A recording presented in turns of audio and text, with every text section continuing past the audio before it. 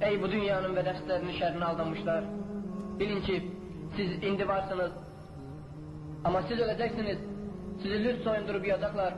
Ve bu dünyada giydikleriniz giyimlerden farklı olarak size dümdüz kefen giyindirilecek ve onun düğmesi de ancak ipten olacak.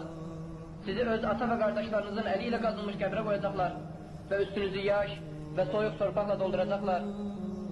Sizden ötürü özünü öldürmeye hazır olan atanız, her kelimesinin başında kurban olun, qadan alın diyen ananız, siz torpağa batırılan kimi geri eve kaydacaklar. Onlar bir neçə gün yattan sonra öz hayatlarına devam edecekler.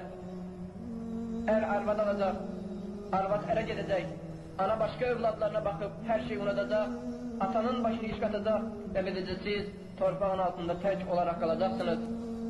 Eğer onlara dünya kadar mülk verseniz, onlar sizinle bir saatlik de olsun hemen qəbirdə kalmazlar. Böylece insan bilmelidir ki, bu dünyada çalışıp vuruştuğu, zalimlik ettiği, mal, servet toplaması ancak bu ev için.